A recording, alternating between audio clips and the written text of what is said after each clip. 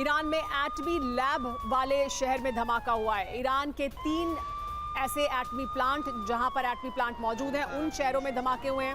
Isfahan और Natanz और सावे में धमाके हुए हैं, यानी जहां पर एटमी प्लांट मौजूद हैं उन जगहों पर धमाके हुए हैं। तीनों शहरों में ईरान के एटमी प्लांट हैं। ईरान के वैज्ञानिक यहाँ पर रहते हैं। ईरान के लिए बहुत अहमियत रखते हैं ये तीनों शहर, और इन तीनों शहरों में भी धमाके हुए हैं उन शहरों के अलावा जिनकी जानकारी हम दे रहे हैं। तो इस्फहान, नतांज और सावे में भी धमाके हुए हैं। ये अपने आप में अहमियत रखती है बात, क्योंकि ये तीनों शहर वो जगह हैं जहां ईरान के एटमी प्लांट मौजूद हैं।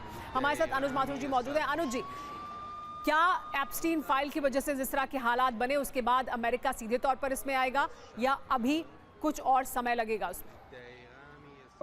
देखिए, मैं कुछ देर पहले भी यही बात हो रही थी और मैं यही कह रहा था कि अभी प्रश्न ये नहीं रहा कि हमला होगा या नहीं होगा, हमला कब होगा is the only question that needs to be answered.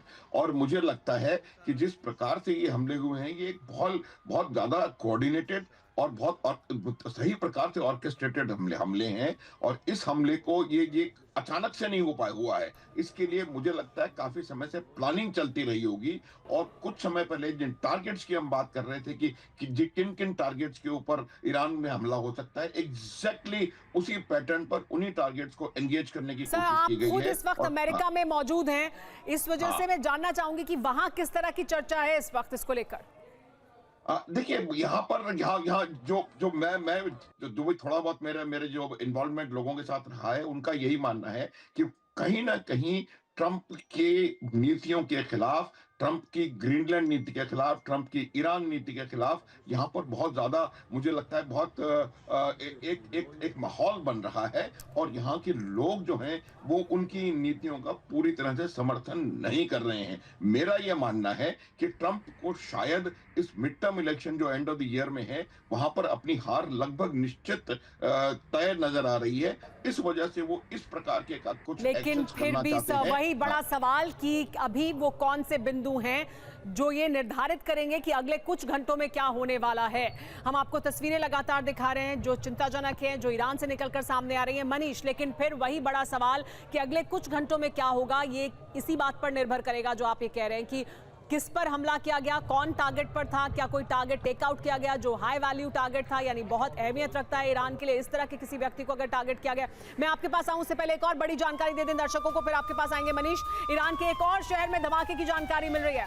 पाकदश्त शहर में भीषण धमाका हुआ है, ये जानकारी मिल रही है। यहाँ पर भी रिहायशी इलाके में धमाका हुआ है। तो देखिए, एक दो नहीं, ईरान के अलग अलग शहरों में, और अब तो ये 6-7 से ज्यादा शहर हो चुके हैं जहां पर रिहायशी इलाकों में धमाके हुए हैं। और ये बहुत कोऑर्डिनेटेड अटैक लग रहा है, बहुत एक के बाद एक घंटे के भीतर हर शहर में इस तरह का धमाका होना, जिसमें खास तौर पर रिहायशी इमारतों को ही निशाना बनाया जाना अपने आप में बड़े सवाल खड़े करता है। वो 3 शहर निशाने पर जहां पर एटमी प्लांट, एटमी साइट्स मौजूद हैं जो ईरान के लिए बहुत ज्यादा अहमियत रखती हैं। खास तौर पर डोनाल्ड ट्रंप लगातार ये कहते रहे कि वो किसी भी सूरत में ईरान को अपने न्यूक्लियर प्रोग्राम को लेकर आगे नहीं बढ़ने देंगे।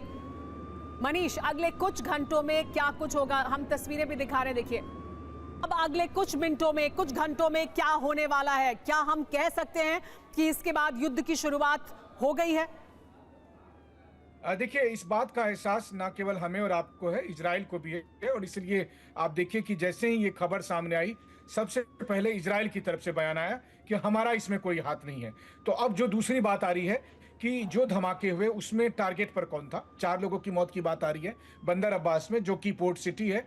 और सबसे बड़ी बात है कि आज की तारीख में अगर ईरान और अमेरिका के बीच जंग होती है तो ईरानियन नेवी की बहुत बड़ी स्थिति होगी, का बड़ा रोल होगा। तो अगर ईरानियन नेवी का कोई कमांडर, चाहे वो एक्सीडेंट में, आग लगने से, गैस लीक करने से, या फिर कहें कि कार एक्सीडेंट में भी मारा जाएगा, तो उसका दोष इजराइल पर जाएगा, उसका दोष अमेरिका पर जाएगा।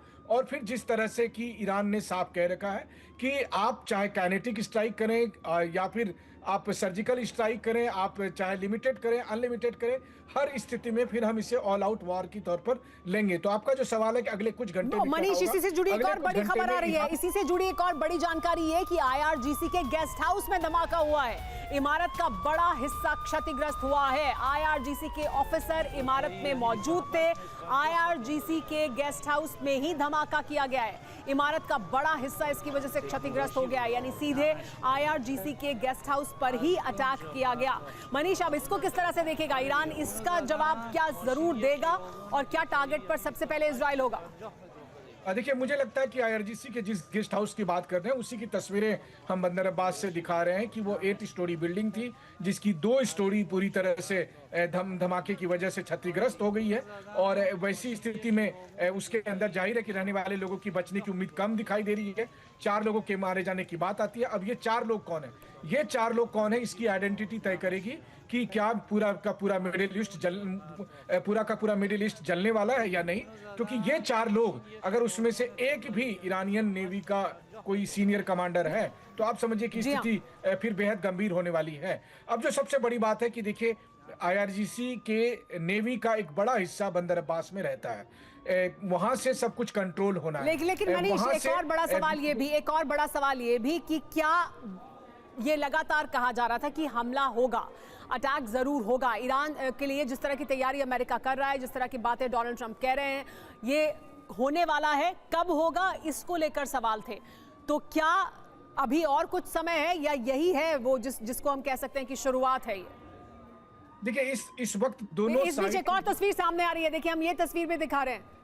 ये देखिए, ये एक और जानकारी, कोम शहर में भी आईआरजीसी की इमारत में धमाका हुआ है, ये जानकारी मिल रही है। तो देखिए, एक और तस्वीर और एक और जानकारी, वहां पर भी आईआरजीसी के दफ्तर में, आईआरजीसी की इमारत में बताया जा रहा है कि धमाका हुआ है। कोम शहर की बिल्डिंग में धमाका हुआ है, वहां की तस्वीरें भी सामने आई और यहाँ पर भी आईआरजीसी की ही इमारत थी जिसे निशाना बनाया गया। आईआरजीसी के गेस्ट हाउस में धमाका हुआ है। जी बताइए मनीष। देखिए, इस वक्त जो सिचुएशन है उसमें दोनों पक्षों के बीच में काफी मिसट्रस्ट है। इस हद तक कंफ्यूजन है कि जिसे आप कह सकते हैं कि सम ऑफ ऑल फियर्स, जिसमें दोनों पक्षों को लगता है कि अगर उसने अटैक किया तो हम उसका करारा जवाब देंगे। अब यहाँ अगर ईरान को ये लगेगा कि इसके पीछे में इजराइल का हाथ है या अमेरिकन एजेंसी इन्वॉल्व है, तो जाहिर है कि ईरान पहले ही रिस्पॉन्ड कर सकता है। जो दूसरी मुझे शंका है, जो भी डिनायल मोड है ये उसका पहले भी आ चुका है। ईरान का आपने पूछा क्या रिएक्शन होगा। ईरान ने 3 रिएक्शन कल से अभी तक दिए हैं। पहला रिएक्शन ये था कि जो पेंटागन ने भी कहा कि नेगोशिएशन फेल हो गए। लेट्स नोट दिस, पेंटागन ने कहा नेगोशिएशन फेल हो गए। ईरान ने कहा कि हम अपने मिसाइल की रेंज को कम नहीं करेंगे। कल ही ईरान के एक बड़े लीडर की पुतिन से मुलाकात हुई है। कल ही ईरान को सैटेलाइट इमेजेस दी गई हैं चाइना की तरफ से मिडिल ईस्ट में जो डिप्लॉयमेंट हुआ है। ईरान नी जर्क रिएक्शन नहीं देता है, दे टेक टाइम। और बकायदा ये पूरी दुनिया जानती है कि जब ईरान रिएक्ट करता है तो वो कैलकुलेटेड होता है और वो बहुत पेनिट्रेटिव होता है। अब ईरान, जी हाँ बिल्कुल निशांत, आप सही कह रहे हैं कि ईरान नी जर्क रिएक्शन नहीं करेगा, सोच समझ कर करेगा। लेकिन एक और बड़ी खबर आ रही है, दर्शकों को बता दें, ईरान के एक और शहर में धमाका हुआ है, ये जानकारी मिल रही है। पाकतश शहर में धमाका हुआ है, ये बताया जा रहा है। ईरान के मोअल्लम शहर में भी धमाका हुआ है, ये एक और नई जानकारी। मोअल्लम शहर में 8 मंजिला इमारत में धमाका हुआ है। तो देखिए, ये अब जो लिस्ट है वो बढ़ती जा रही है, ये सूची बढ़ती जा रही है उन शहरों की, उन इमारतों की जहां पर नुकसान हुआ है, जहां पर धमाके हुए हैं। गाड़ियों में आग लगी है, गाड़ियां क्षतिग्रस्त हुई हैं, इमारतों को नुकसान पहुंचा है, पूरी इमारत क्षतिग्रस्त हो गई है। आसमान में धुएं का गुबार उठता हुआ दिखाई दे रहा है अलग अलग शहरों में। ईरान के मोअल्लम शहर में भी धमाका होने की जानकारी मिल रही है।